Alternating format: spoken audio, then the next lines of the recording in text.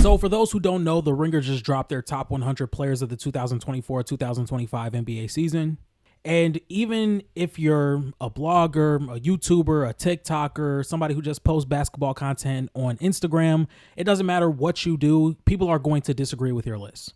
And I don't care who says what, a top 100 list is hard to make. It's hard to make. Like, I probably will never make one. But there's just a few things I want to talk about because I just don't agree with some things that were on this list.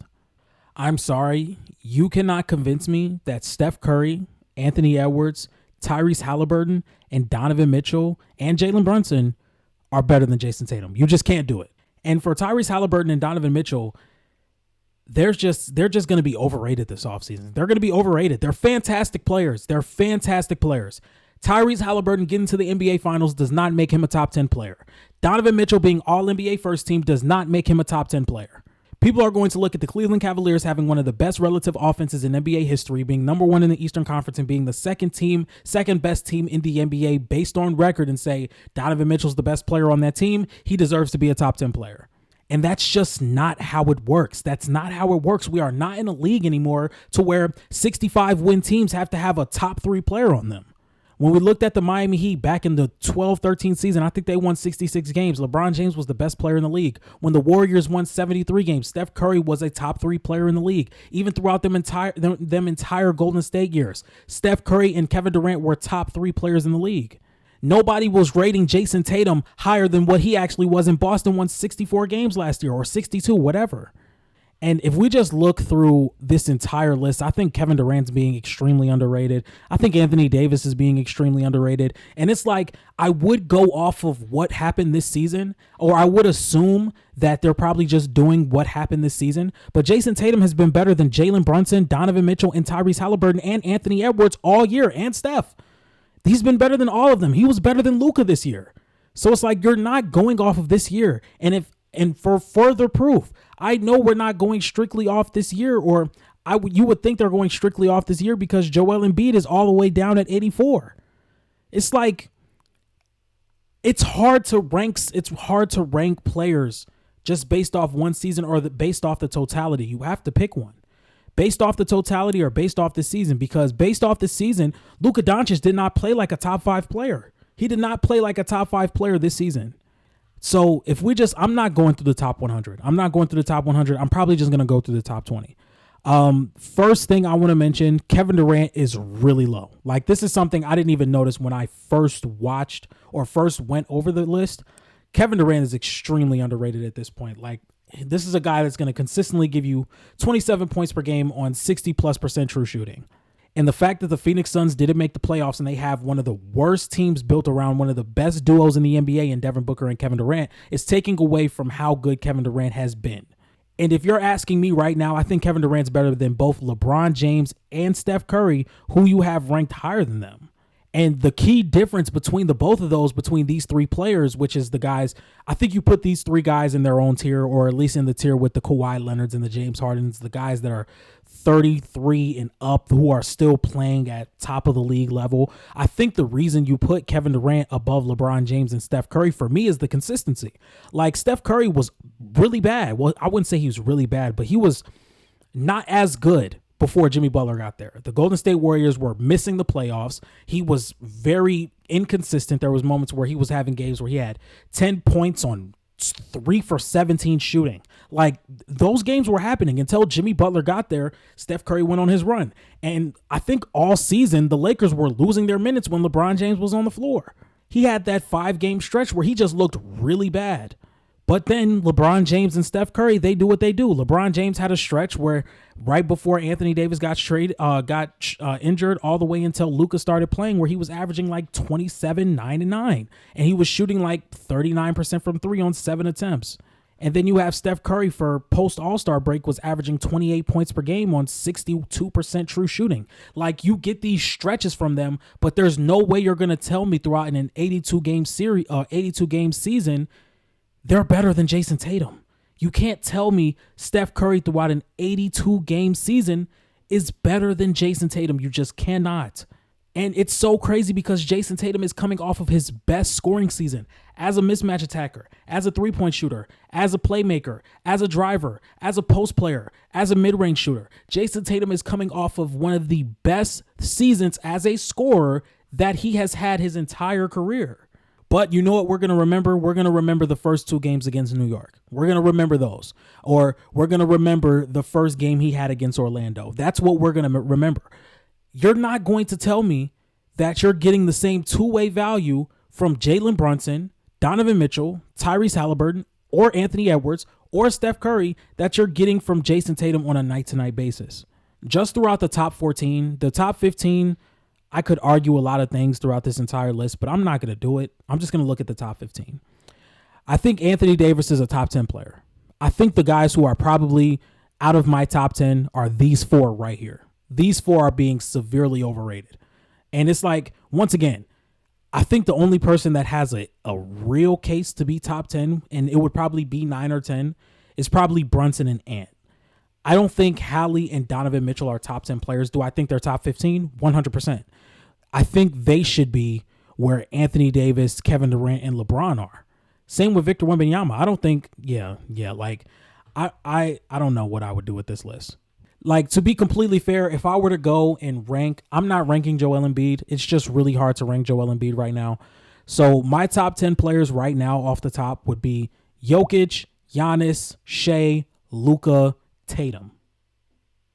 Right there. Number 6, I would have Anthony Davis. Number 7, I would have Kevin Durant. At number 8, I would have Victor Wembanyama.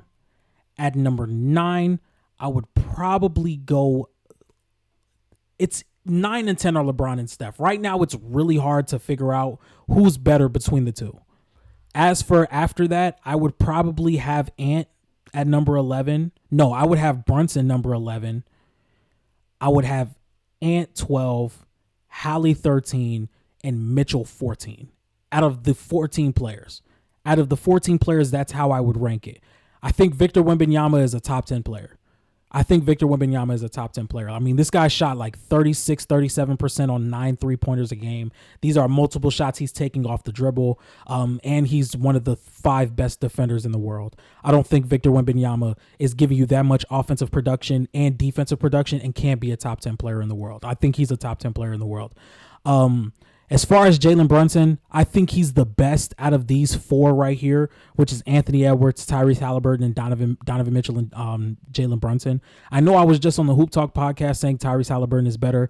I kind of walked back that statement. I'm kind of just looking at recency bias, but I think Jalen Brunson is better than Hallie. I think he's better than Mitchell, and I think he's better than Ant. If I would have to rank these 4 players, it would be Brunson, Ant, Hallie, Mitchell. Those would be the 4, and I just don't think these guys are top 10 players. Yeah, once again, I don't think there's anything Jason Tatum can really do as a player for people to just not underrate him anymore. Like, I think a lot of people were going to overrate him after that finals appearance or that finals win, which him being the best in the world, like, I heard a lot of conversation like that happening. I don't think he's the best in the world, but there's no way I don't think he's a 5 to 7 best player in the NBA. There's no way I don't think that. Victor Wembanyama could be a top 5 player by the end of next year. That's something I would keep my eye open for. By the end of next year, I think Anthony Edwards can be a stamped top 10 player in the NBA. I think guys like Steph, LeBron, or KD could fall out just because of the age, especially LeBron.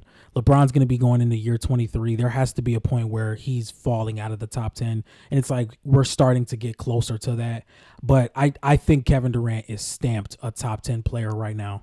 I think he's stamped a top 10 player right now. You don't get this level of scoring efficiency and defense because Kevin Durant plays defense, and he's not a top 10 player. I don't understand that.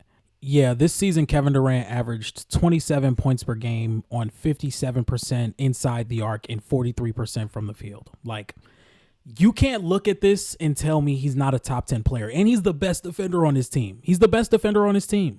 And then Anthony Davis, I still think even after a down defensive year for Anthony Davis, I still think he's a top 5 defender in the league. He's stamped top 10. I don't know if I would have him over Mobley still, just because of how versatile Mobley is and how much he can give it to you on a game-to-game basis. In a playoff setting, I still don't think it's crazy to say Anthony Davis is the best defender in the league. Coming into the season, I thought he was the best defender in the league, and then offensively, I think you're going to see a lot from him this season, and I'm very excited to watch Dallas this year, especially if they go get a guard that they can play with while Kyrie Irving is out.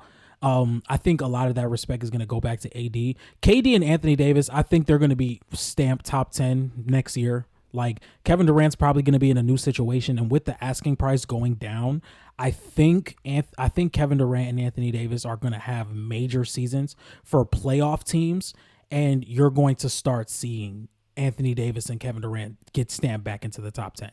I think Victor Wembanyama can be a top 5 player by the end of the year. Like, especially with Jason Tatum being out the entire year, people are going to just be catapulting some of these players above Jason Tatum since he's going to be out, because out of sight, out of mind is a real thing. It's going to happen. It's happened with Joel Embiid. It's happening with Luka, because Luka's probably just coming off of the most worst season he's probably going to have in his prime. Like, if you want to be completely honest, I'm still 100% down with what Luka's going to be next year, and I think he's going to be the MVP if you ask me. But it's just so crazy how fast players get catapulted over other players. Like, Tyrese Halliburton is a phenomenal player. He's a phenomenal athlete. He's a phenomenal talent. Same with Donovan Mitchell. There's nobody on this list that I'm saying is just bad. But when you look at some of these players, bro, realistically, there's 14 top 10 players. Like, all of these guys can be at top 10 caliber when they want to be. In the playoffs, Donovan Mitchell was a top 10 caliber player. Top 10. And then y'all have had him top 10 since February. Like, no, bro, no. Before we end this video, I want to say shout out to The Ringer. Make sure you guys follow me on Instagram at the Buzzer Sports. Make sure you guys follow me on TikTok at the Buzzer ENT. Make sure you guys follow me on Twitter at ATB Sports 1. Make sure you guys join my playback at the Buzzer Sports, where we're going to be watching historical games all off season. And I'll see you guys next time. Peace.